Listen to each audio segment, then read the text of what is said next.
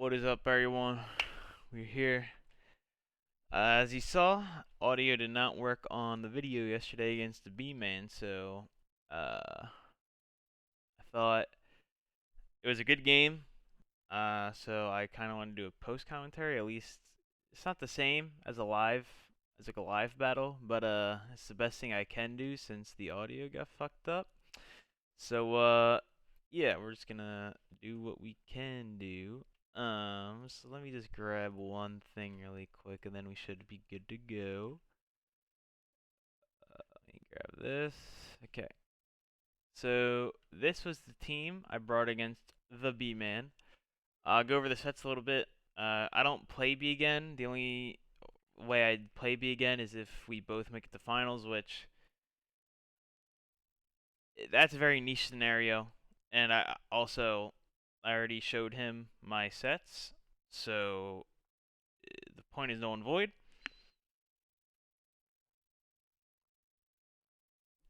So yeah, let's get into it. Um, we have Lakitu, if I'm pronouncing that right. I'm pretty sure that's right. The Tornadus Incarnate, heavy duty boots. Obviously, don't take rocks damage. EV spread, I believe it was so we could take 2 close combats from a Sneasler, which was the important thing that I really wanted. 16 special attack. If he was no HP Landorus, I 2-shot him if he brought it, and max speed, so we would outspeed Latias. Liquid Storm, don't want to miss Hurricane. Also, speed control is nice. Defog, Tailwind, obvious. Knockoff, Tailwind. Well, Defog, obvious. Knockoff, I wanted to hit Latias. And also just scared of any other items important. And Tailwind is a good segue because it's good for Blastoise. Blastoise had just offensively had a super good matchup in the B. Like, his team really did not have a good switch in. His best switch in is Arboliva, but I have Ice Beam and Aura Sphere, so not a switch in. But the issue was I couldn't afford to Shell Smash because Fake Out, Normal Gem plus Close Combat from Sneasler would kill me if I'm -1 defense. So I needed the bulk of Blastoise to just be like a bulky attacker, but I also needed the speed. So Tornadus was really good in that. The Prankster Tailwind essentially gives Blastoise a Shell Smash speed boost just without having to sacrifice his bulk. And again, Blastoise with the Mega Launcher hits so hard anyway that you most of the time you don't even need the +2 from Shell Smash, you just need the speed. So having the Tailwind for Blastoise was super crucial. Another reason why I really love my Tornadus bring in. So we have Blastoise with Water Pulse, Dark Pulse, Aura Sphere, Ice Beam. I considered not putting Ice Beam on Blastoise, but the reason I did it was because Latias, Landorus, and Arboliva, they all require different moves I need to hit. Landorus, I need to Water Pulse. Latias, I need to Dark Pulse. And Arboliva, I need to Aura Sphere. And the other ones kind of eat those hits pretty decently well if I don't go for the move that's super effective against them. So I didn't want to waste turns in Tailwind because I knew that Tailwind was going to be very crucial. And also, I thought about bringing Rapid Spin, but I had double defog with Weezing and Tornado, so I was like, I don't need Rapid Spin in this game. Ice Beam hits all 3 of them super effectively as well, so it gets rid of that mind game. It was really big for me. It allowed me to not waste turns under Tailwind.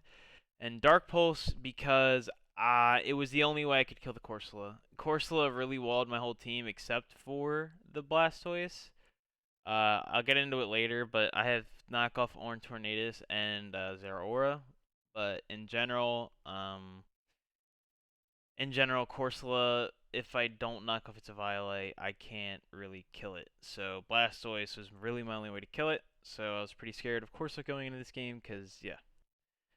Weezing with Black Sludge. I thought about doing Rocky Helmet, but my reasoning was that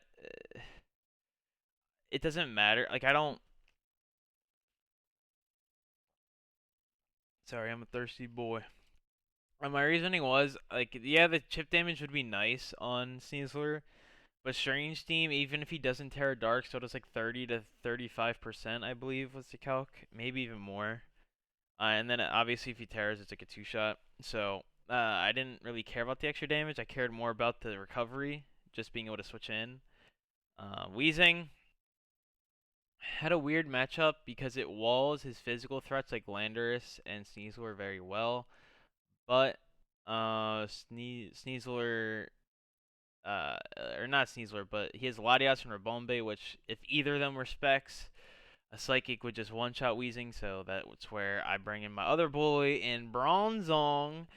Full Spadef, Gyro Ball, Ice Spinner, Stealth Rock, Toxic, wears down the Corsola, very important going into this game. Stealth Rocks, hits Aerodactyl pretty good, needed that. Also Rabombe if he's not Boots. Ice Spinner, good for Landorus. And Gyro Ball, just his team is super fast, so if he got an Unburden boost with Sneasler, it's a one-shot, and one-shot's Aerodactyl. That's good. My only concern was a Specs Latias going into this game, but I'll get more into that later. Garchomp with the Expert Belt. 204 speed is all I needed. I believe if he was Modest Latias, we would have sped crept him, which was important. That's really the only thing I cared about.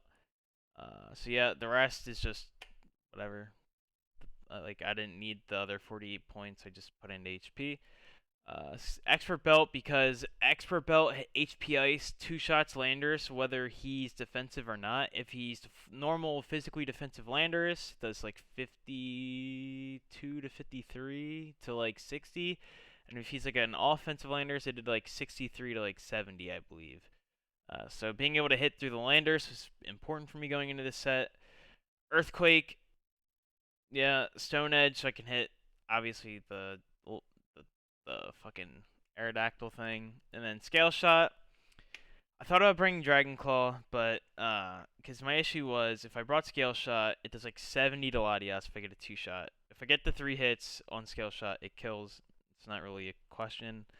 Um, but it wasn't a guaranteed kill unless I got 3 hits, which I was scared about. But I also needed the speed for Garchomp. Whether I had Tailwind up or not, I needed it so I could outspeed his Sneasler before Unburden, his Rabombe, his Lottie. Like, a lot of his team, like, even Arrow, if I get +1 on Garchomp, like, his team can't really deal with it. Like, obviously, Sneasler can, like, Unburden, boost, like, that bullshit, and then it doesn't really matter anymore, but in general, Garchomp at +1 speed does a lot to his team, so I knew if I just got the Scale Shot off, I'd be fine. And again, I needed the Expert Belt because it guaranteed the 2-shot on Landorus, whether he was defensive or offensive, and I deemed that very important. So that's what we decided. And then the last mon is Zeraora at Clear Amulet with Agility, Knockoff, Plasma Fist, Hidden Power Ice. I very heavily considered not even bringing Zeraora. I kind of alluded it in the Week 9 predictions video, but as I was prepping, I kind of realized that as long as I can keep the speed advantage of Zeraora, he's still good. So my plan was clear Amulet because 1, doesn't get affected by Intimidate on Landers, and 2, does not get affected by Sticky Obs from Bombe. So at neutral, which he's always going to be at as long as they don't get knocked off, Zeraora will outspeed everything but the arrow. Agility, if I can get the agility off, Aerodactyl is obviously no longer an issue. So that was my reasoning there. Knockoff, good for Latias and for the Corsola. Plasma Fist, obviously, and Hidden Power Ice, obviously, for Landers. So that was a team. A theme that you can probably see is that I have Naive Nature on like half my team. B's biggest stretch, like Aerodactyl, Landers, and Sneasler, which are all physical. And for his special mons in Rabombe and Latias, I have a good wall for them in Bronzong. And Blastoise just has good natural bulk, so I felt okay in having the lower Spadef this game for the ability to be like mixed attackers, so it was good. But yeah, the 2 things I was worried about most going into this game was Specs Latias and Corsola. Specs Latias, Shadow Ball, still 2 shots Bronzong. It just destroys my whole defensive core. Even, obviously, Weezing can't switch into any special hit, so even that's not a switch into Shadow Ball, so I was really worried about Specs Latias going into this set, and obviously Corsola, as I mentioned, which is why I had a lot of knockoffs and Dark Pulse and the such. So with that team explanation out of the way, we can get on into this set. Let me close out this team builder. So yeah, game one. As you can see, with what I predicted on the layout at the bottom, right, wait, right there, haha, right there. We get two things wrong. He brings Registeel instead of Corsola, and he brings Arboliva instead of Landorus. Me not seeing Landorus was really bad because I prepped so hard for it that him not bringing it really fucked me up because I thought it was a shoe-in for sure. Rocky, stop. I thought it was a shoe-in for sure just to stop my Garchomp. So, and also to stop Zeraora from just spamming Plasma Fist. So I was very surprised not to see Landers. I thought that was a pretty safe bring. It's on match preview. I was like, Zeraora and Garchomp do not care about Registeel or Bolivia. They do not care. And then yeah, and then not seeing Corsola really made me happy because I didn't have to worry about all that. Me not seeing Landers and Corsola was a good thing, but it was a bad thing because I prepped so hard for Landers that like half my prep almost went to waste a bit. So that kind of sucked. But in general, I was confused with Arboliva Registeel, but I I wasn't like it wasn't a bad thing, but it wasn't a good thing. Like it was probably more. I would say it's like 65% good for me, and then like 35% bad, just because I didn't really prep for them. But either way, Garchomp and Zeraora kind of deal with them well. So again, not too worried. So let's just start this game finally. I led Bronzong because I really wanted Rocks up. Uh, I knew that he could also potentially leader Bombay, which if he did, I could just Gyro Ball and kill it. I didn't know what his strategy was going to be this game, but yeah. He leads Sneasler, which sucks because we're not physically defensive, so we cannot eat a close combat. So we need to get on the fuck out of here. And he makes good playing U-turns. Yeah, he's not banded. Obviously, 3%. Not going to do some banded damage. So, yep. He's right on the Registeel. I know he's going to click rocks here, so I just go for Will-O-Wisp to start getting my chip off on him. So I'm fine with this trade because I can just defog the next turn, and I don't really care. This confused me a little bit because he was not Clear Body. I mean, Clear Body doesn't stop defog, but when like Light Metal also doesn't do anything. You know what I mean? I mean, it had no effect on the game at all, but I just thought that was a little weird. And he starts Isaac tossing me, which sucks a little bit, but yeah, I knew he was gonna Rockstar again. Besides toss, it sucks, but it doesn't because we have Pain Split. So if we get in front of it again, we can Pain Split out the damage. But I knew he was gonna Rockstar, and I won my free switch into Blastoise because I knew Archer was going to do a lot of damage to him. So bringing Blastoise, he goes Arboliva, which is a bad play because he doesn't have a switch in. And then right here, this is why I loved Ice Beam because I knew he was gonna switch out into Lottie. I wasn't 100% sure, which is why I clicked Ice Beam over Dark Pulse. Looking back, I probably should have Dark Pulse because realistically, he doesn't have a great switch into Dark Pulse anyway. I guess it would be a Bombay, but that's kind of risky. Looking back, I probably should have Dark Pulsed, but I wanted to Ice Beam just to cover all the options, and we get a good read. I see Leftovers, which tells me, one, he's not Specs, and two, he might be a supportive Latias set because that Ice Beam really didn't do a whole lot. Probably should have done more. So I was like, okay, he's probably more bulky set. While he can't really hit me that hard, I don't want to eat a Draco or a Thunderbolt just to eat it. So I'll switch on out of or oh, we actually stay in. Okay, so my reasoning, but I remember this game a little wrong. My reasoning was once I saw Leftovers, I was no longer afraid of Latias because I thought he was gonna be like a normal like defensive Latias set. So I stayed in and went for the Dark Pulse. I saw Calm Mind, which scared me a lot more because I'm glad I stayed in here because Calm Mind Latias is extremely scary. I went Zeraora here. Looking back, not the greatest of plays. He very well could have Draco'd me. He very well could have Psyshocked me or Psychic'd me, and I would have been obliterated. Reasoning I won Zeraora was because two reasons. One, I was predicting a Thunderbolt because again I thought it was pretty needed this game. And two, in case you went for a cover, because Calm Mind recover, classic Lottie asset. So I was like, I felt pretty comfortable in this play. I wanted to play aggressive on the B. So we went Zera, and he does go for their cover. Knockoff minimum does 69, so I knew it was a guaranteed kill here. But he switched out an Arboliva, which we knock off the light clay here. And that kind of scared me going into game 2, because I was like, okay, Arboliva getting screens up for his team is really an issue, because things like Aerodactyl that are like kind of bulky, they're like middling tier bulk, get them under screens, they're really hard to kill, and they're really fast and hit really hard, so I was very, very happy to find the item on Arboliva.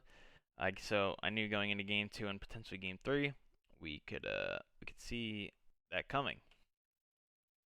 And he goes Arrow here. Looking back, me switching out was so obvious. It's a risky play because their aura again is really good into his team, but for the sole reason of just preventing setup, I probably should have stayed in. But B makes a good read here, and he goes for Dragon Dance. Again, I probably should have stayed in, but I going into this game, I was expecting Weezing to wall Aerodactyl because Stone Edge didn't do a whole lot, Earthquake I'm immune, and Dual Wing Beat didn't do a lot. So I was like, okay, I feel pretty confident I can wall him. He can't really do a whole lot to me. And then he clicks Iron Head, and I started shitting myself here because once I saw Iron Head, I'm like, okay, he's Dragon Dance Iron Head. Probably has Stone Edge or Rock Slide, and then he has to have Crunch to break through Bronzong. I'm like, +1 Aerodactyl destroys my team if Blastoise is not at full. Blastoise is at full this game, but I was like, for game 2 and 3, I have to prevent his setup because I have literally nothing for it. So, I go for Willis and I miss, which really fucking sucks because obviously a +1 Aerodactyl is a massive fucking issue. So I have to sack my Weezing here. Not a whole lot I could have done. But then I see Ice Fang. So I'm like, okay, instead of Rock Slide, which is a little weird, he has Ice Fang. But actually looking back, Ice Fang is fine because it's for Garchomp. I mean, obviously if I Terra Steel, a little weird. But, I mean, it's whatever. You know, it's a mind game either way if I Terra or not. So Ice Fang is kind of whatever. It's still here. It still hits Tornadus and stuff, so it's whatever. So I was like, okay, he's Iron Head Ice Fang. He has to be Crunch, but I had to go Bronzong anyway. It was my only play. Um, like, what? I mean, I could have went Tornadus and Defogged or something, or I could have went Blastoise, but I think I think Aerodactyl only took 80% from a Water Pulse somehow. Which again is just the crazy thing. I unless I was calculating wrong, I think that's what the calc said. So, and also going in, I was also afraid that he was going to be Thunderfang. So I was like, he could be Crunch or he could be Thunderfang. So I was like, because again, Blastoise is another thing that walls Aerodactyl. So again, Aerodactyl was gonna have I had to find out what Aerodactyl's fourth move was, and I was convinced it was Crunch or Thunderfang. So I went Bronzong because Blastoise is more important to me than Bronzong was this set. So I kind of went Bronzong hoping he was Thunderfang and not Crunch. He switches out, which tells me he probably doesn't have Crunch, which is good for me. But again, I go for Gyro Ball, do a whole hell of a lot to Latias. And then I know he's going to recover here, so I go for the Toxic, and I actually land my moves this time, which is nice. Put Latias on a timer is always good. And then I just click Stealth Rocks here because I figured he was going to switch out, and I need Chip on Aerodactyl. Go Garchomp here, very obviously. Just get Ruskin damage, free switch in. I get mad greedy here, and I Scale Shot. Reasoning was, I wanted to get the +1 speed before Aerodactyl, Rabombe, or Latias could come back out. Looking back, this is a very terrible play, obviously, because he stayed in. And he was able to Resto Chesto off the burn, which I did not like because I could have killed Registeel.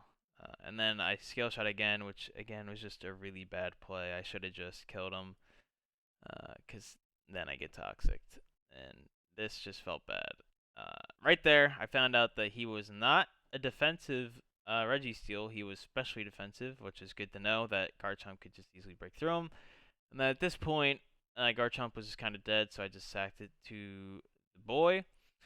But in the moment, I didn't realize this because I wasn't paying. I was so worried about Unburdened Sneasler, I didn't even think about it. But coming in, he obviously didn't take damage from Rock, so he's heavy duty boots. But in the moment, I didn't recognize that.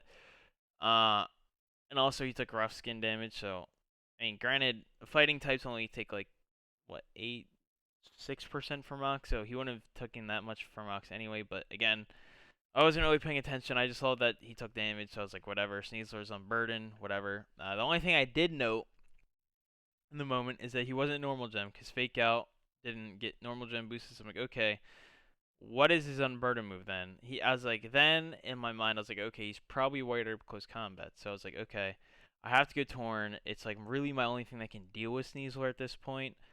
And also, I EV'd him so that close combat doesn't two-shot me, and I can obviously eat like 1 or 2 Dire Claws. He Dire Claws, gets the para first turn, which, yeah, I'll just spoil it now. He wasn't Unburdened, he was Poison Touch. So, 80% chance to poison, and then 50, yeah, 8. So it's a 30% on Poison Touch, 50% chance to either poison, para, or sleep off Dire Claw. So 80% chance to poison, and then like I guess what, like a 25 or whatever percent chance to para or sleep, and he gets the para, which really fucking sucks. Because as you can see, I get paralyzed, which means I don't kill him with Bleak Windstorm. So now next turn I'm forced into Tailwinding so that something can outspeed Sneasler, and I get back-to-back parrots. So this game, I'm getting hacks to hell and back. I missed a Will-O-Wisp on the Aerodactyl, and I got parried back-to-back turns with my Tornadus, which was really important for me this game, and he got nothing done. The only thing that is on my blame this game so far is scale shotting the RGC. I should have just earthquaked it, but other than that, I was playing pretty well. But the hacks in this first game was really bad for me. Me losing, I thought the game was over after I lost Tornadus because I had nothing to deal with Aerodactyl anymore. I didn't have speed control anymore, so I was I thought I lost game one after this happened. As you can see, I typed GG in the chat. I go Blastoise here because he can't kill me, and yeah, he couldn't kill me, so he had to switch out. So he goes for U-turn, goes down to Herbombe, and Herbombe gets absolutely destroyed by a Water Pulse, which is good. He then goes Latias, which in the moment I was still worried about like a Bolt Beam, Calm Mind, or Cover set, because he hasn't used any offensive moves, so I figured he was probably Bolt Beam at that point. But again, I didn't, like I could go Bronzong, but then that brings out Sneasler, so I was like, I'm just gonna stay in and just fucking hit shit. I'm just gonna stay in. I see Psychic, which is good to me, because I know that that's obviously his best move to hit Blastoise. And we mink him with the Dark Pulse, which is really good. He then goes Aerodactyl, which I'm like, okay, even if he Thunder Fangs, it's whatever, he can kill us, but it prevents his setup, which means Bronzong can come in and kill him, which I'm fine with. He goes for Dragon Dance. He thought he could live. No. So we clean up this game here. It's gonna be a couple turns here, so I'm just gonna keep talking as it finishes out. But Blastoise really pulling out for us. Max attack, modest Blastoise, just the goat. Which you always love to see. He wasn't White Herb, so at this point I was like, is he even Unburdened? Because he's not normal gem. He's not White Herb. He's probably not Fling if he's U-turning. Or no, we already saw 4 of his moves, so at this point, I knew he wasn't Unburdened, so I knew he was Poison Touch. In the moment, I didn't really. Again, I was so caught up by Unburdened Sneasler, I was so scared of it that I didn't really think about it. I should have been thinking about it more after I saw his full moveset, obviously, but I was very just thrown off by him not being Unburdened because I thought it did really well on my team just to get through Zeraora. So, yeah. Nice 1-0 for us. Liberty holding it down. So moving into game 2, I knew the new threat would obviously going into the set. I was scared about Aerodactyl, but Dragon Dance, very scary. Very scary. So the new thing was just stop Aerodactyl. Just I need to stop Arrow. He leads Arboliva to get screens up, which I once I saw it with Bronzong, I'm like I can't stop screens anyway, so I might as well just get all my like my Toxic, my Stealth Rocks, and then maybe start chipping them down. Cause one, Toxic damage will start racking up by then, and two, it also starts wasting turns of screens. So I felt pretty okay with just doing this because obviously it's wasting turns of screens, and I'm getting a little bit of chip on him with Toxic, so kind of just waste a few turns here, just getting up everything I need. And then he goes Sneasler. I went for Toxic there because obviously he was switching out, but I didn't know what he's going out into. If he went Registeel, I didn't care because like he can't. I mean, he can Seismic Toss me, but not really. And then yeah, but him going Sneasler there was really good for him. He knew I probably didn't have a Psychic move just because of his potential Dark Terra. So you really good switch on B there. That was a great play on his end, and I had to get the fuck on out. Actually, I don't. Okay, so again, it's been like a full day. We played this game like last night, so I'm a little surprised him up. I mean, obviously, you're gonna make predictions in a game, right? So I predicted him to U-turn out, obviously, because he predicted me to go into Wheezing. So I stay in. And do I go for double Toxic or do I go for I go for Gyro Ball. So I went for the damage, obviously. I switch out into Tornadus here, because I knew he was gonna Rocks, and I wanted to defog away the screens and the rocks. Which now that I have a defogger, like just look at this.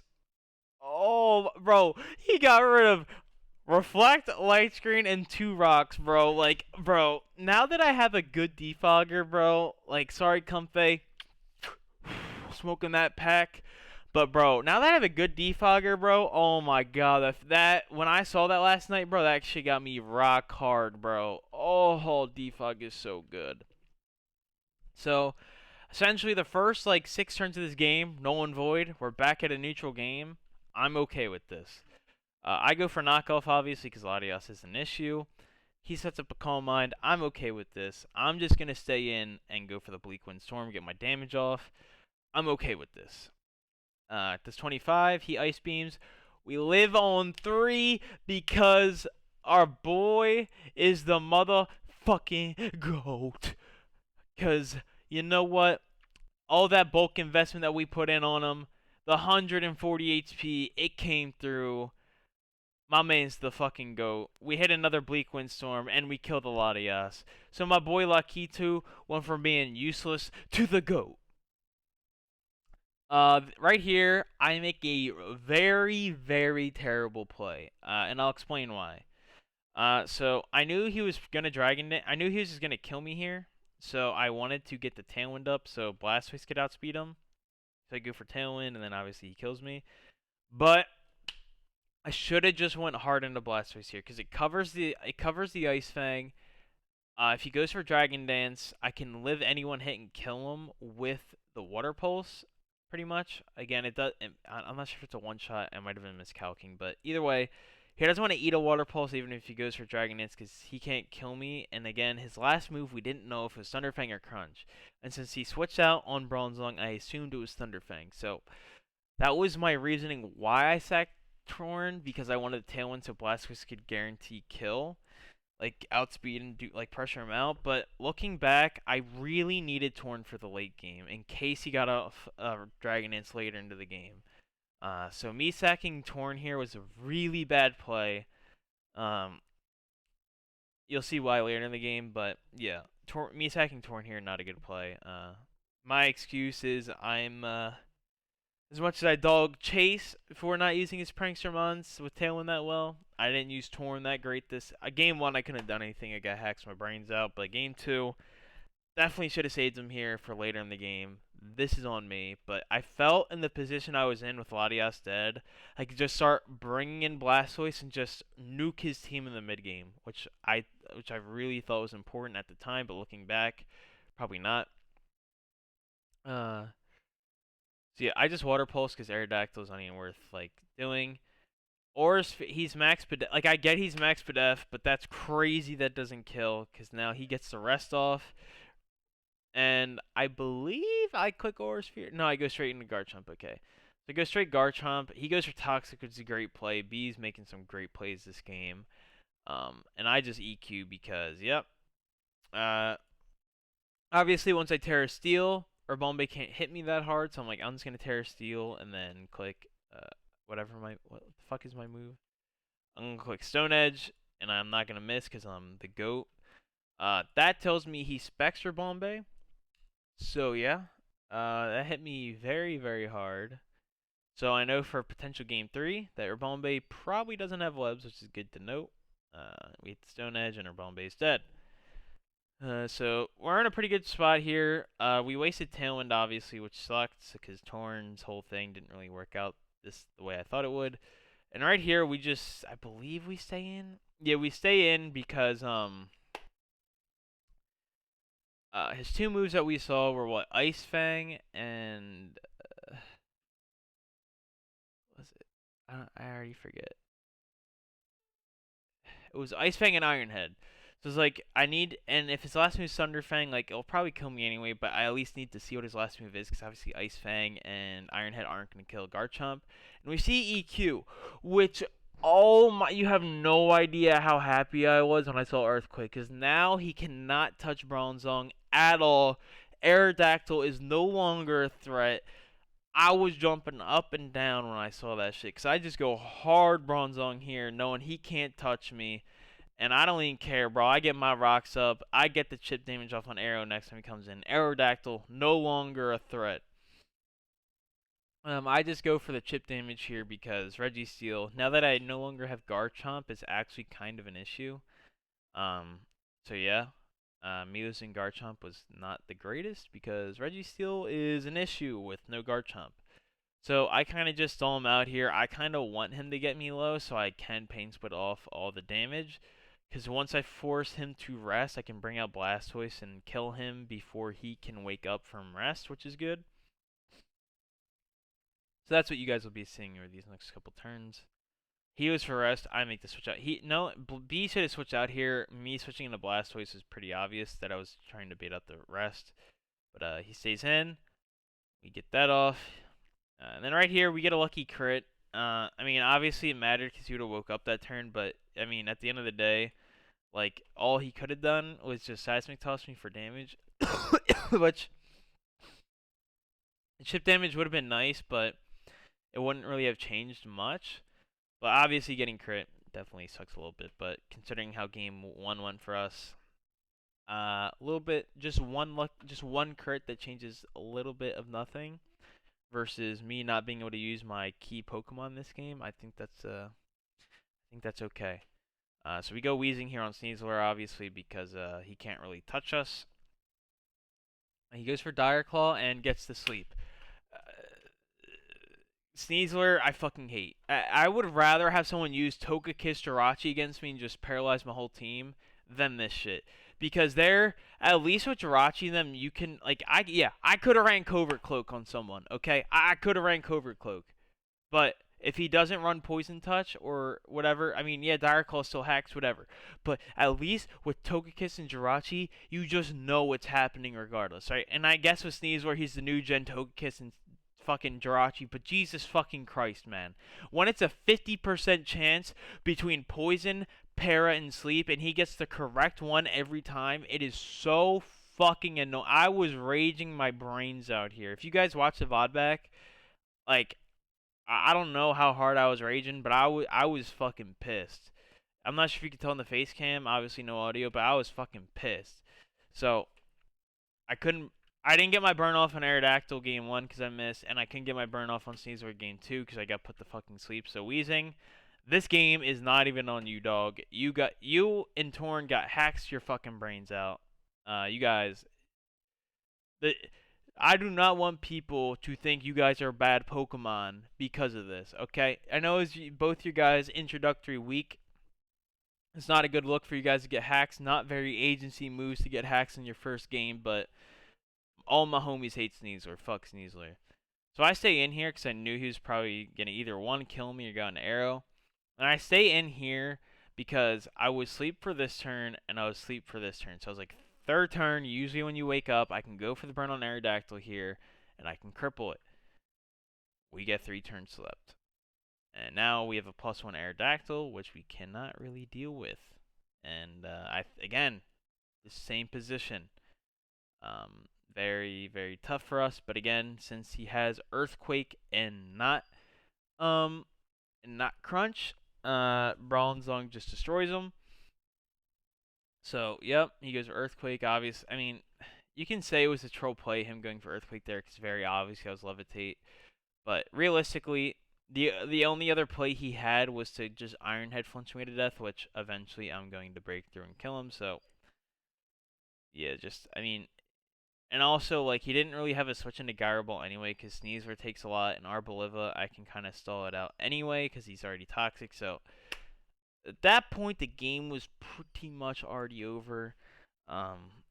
Again, I'm just going to let this game play out, because it's pretty obvious that I'm going to win from here. But, yeah, B, if he had Crunch on Arrow, this game is a lot different. If he had Night Slash on Sneasler, this game's a lot different. Bronzong just walled a lot more than it probably should have this set, which, I mean, I'll fucking take because I needed all the goddamn help I could fucking get.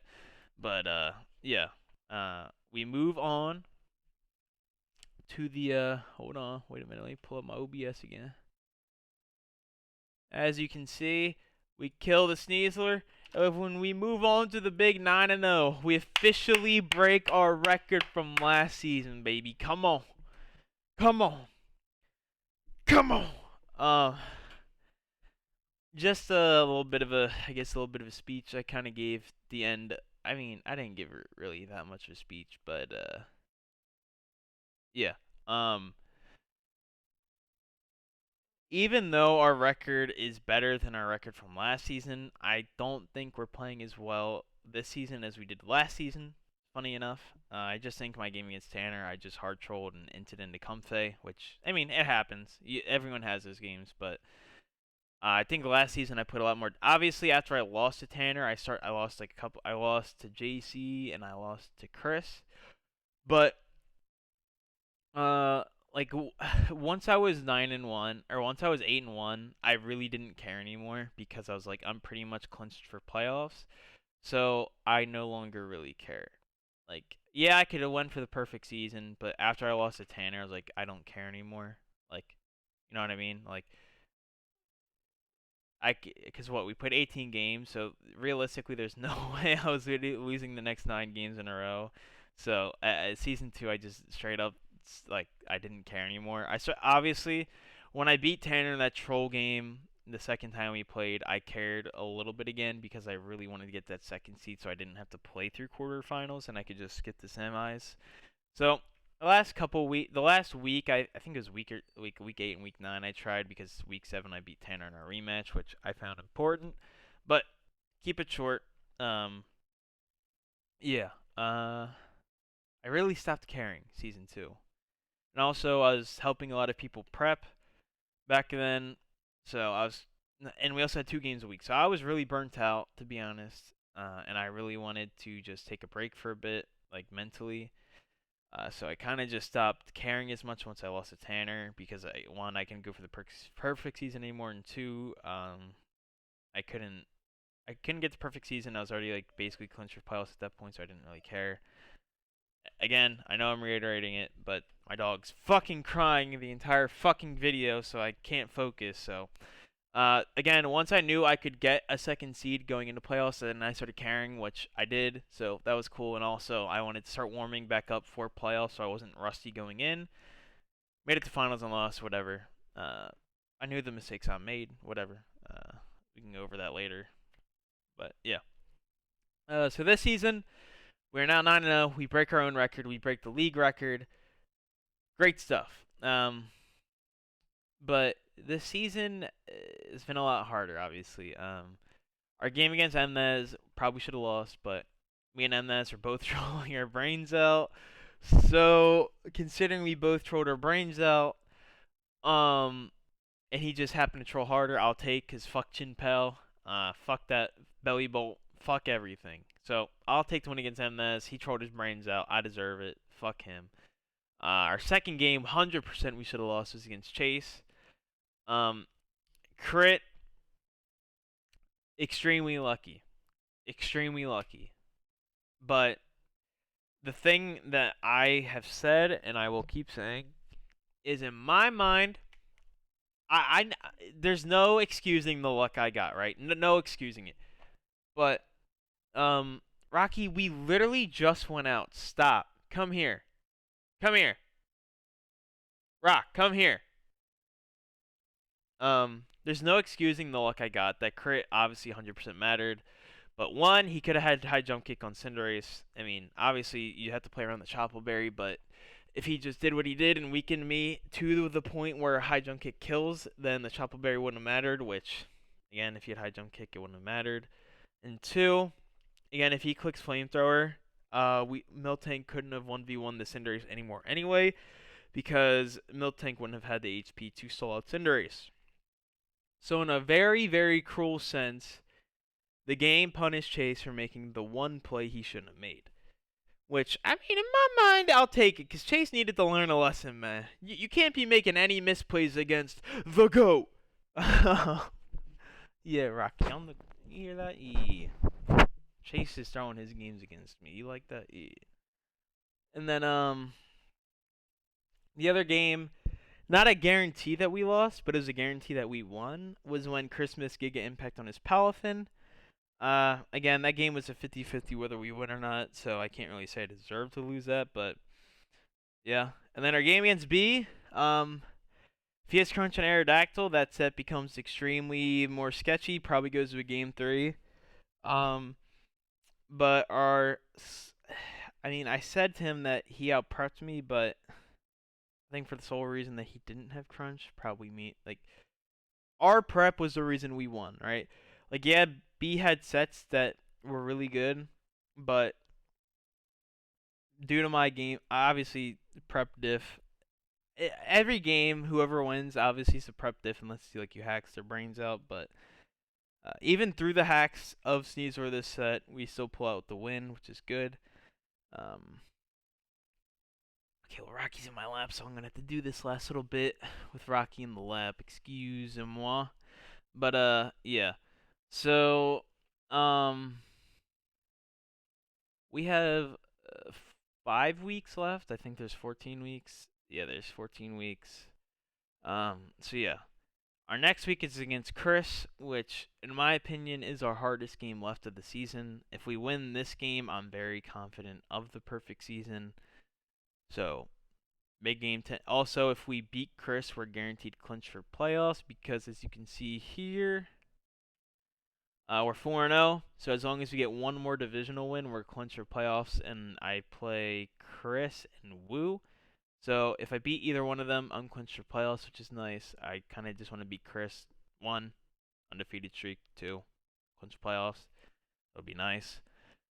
And then after Chris, I play Croc, who having a good season, but if JC can beat him, I can beat him. You know what I mean? Like JC, he hasn't been having a good season, but he's still put down the new up and comer. So Croc, you're gonna have a rough one against me, buddy. That's all I'm gonna say. You're gonna need all the help, big miss.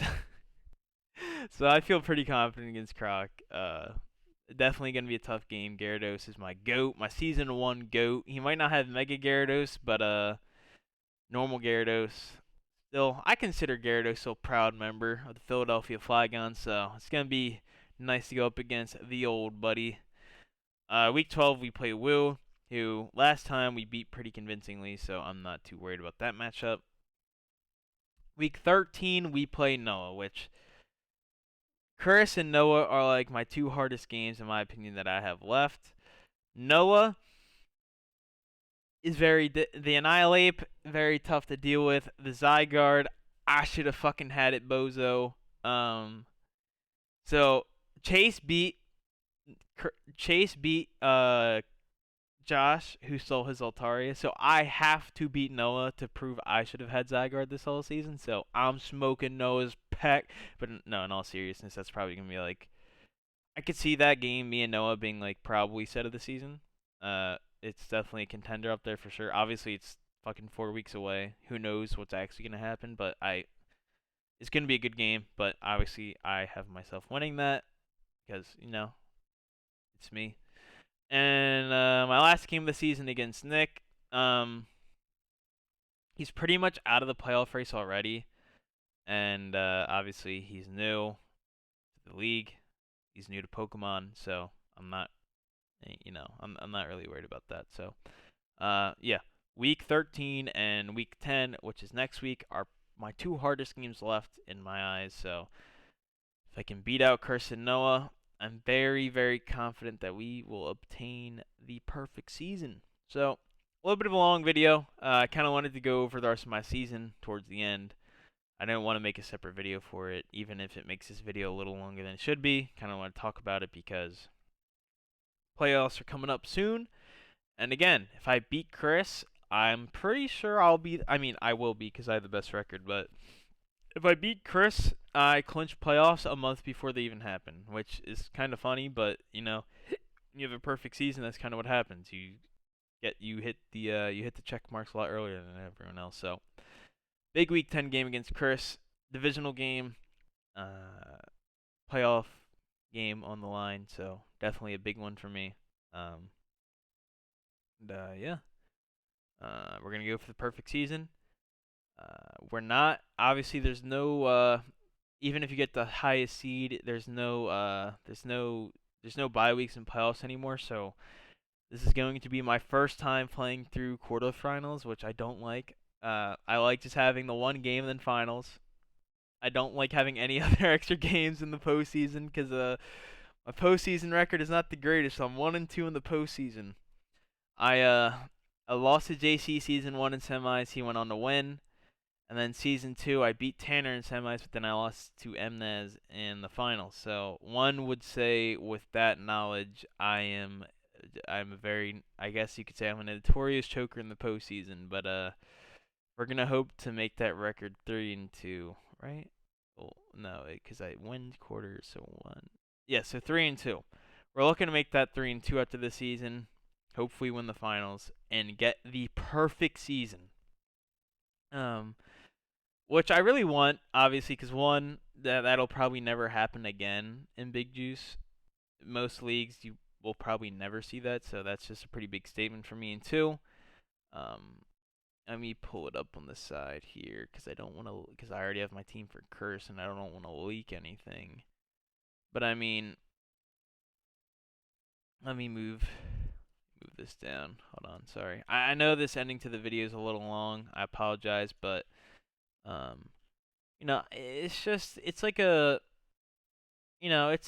end of the season review almost, and I didn't want to make a separate video for it, so it's my video, so fuck you. But reason I really want to win out this season, even if perfect record would just be the cherry on top, but the main reason I want to win this season is because, in my opinion, it'll show off a great lesson to maybe some of the newer people in the league, and even some to the more experienced people that have been in the league for a while. It'll show them that it doesn't matter what team you have. If you just have a team that works together really well, you have the potential to win. Because I mean, if we just look at I have no Pokemon from Gen 9 on this team, and we did the draft like 2 weeks after everything got launched in Scarlet and Violet.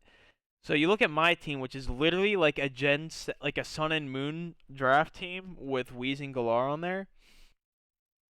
Curse has Palafin, Goodra, Palmont, Meowscarada. B, he has Sneasler, which is fucking bullshit, and Mega Arrow, which, I mean, B's really only thing is Sneasler. And I guess Arboliva. Arboliva's a little scary. You got Noah, who has Tinkaton, Annihilate, Iron Jugulus. Like, everyone on their team has, like, one or two massive threats from the new games. And my team is just a team that you could have used, like, 5 years ago in draft.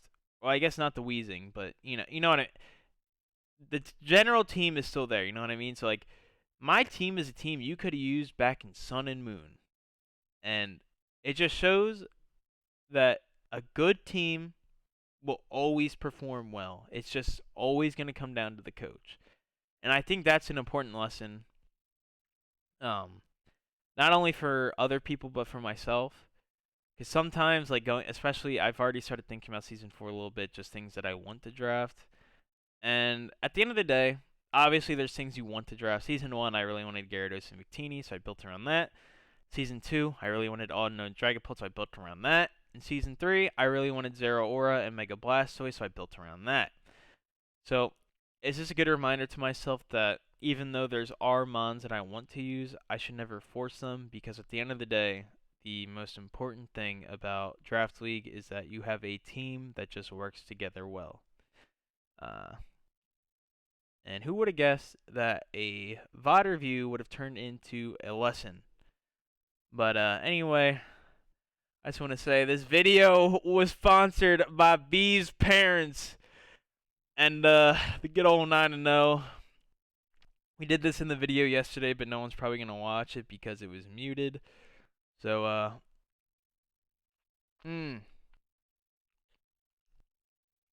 would have guessed beating B would taste so good, man?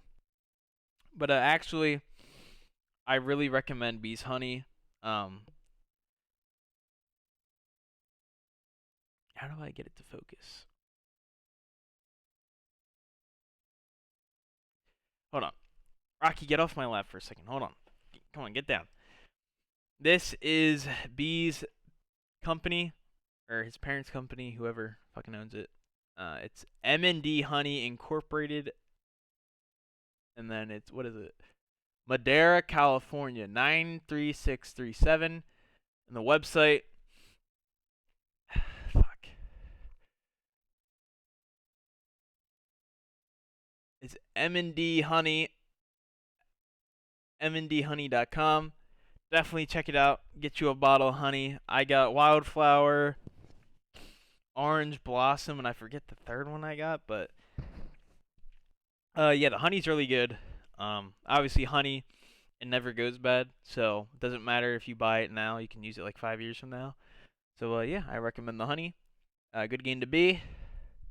Really long video. Was not expecting it to be this long. I thought it was gonna make a 20-minute in and out, but I just really wanted to talk about my towards the end of my season because again, didn't really want to make a separate video for this. So yeah, that's gonna be the video. We're gonna get on out of here, and we're gonna beat Chris next week. That's all there is to it. We're gonna get out of here. I'll see y'all later.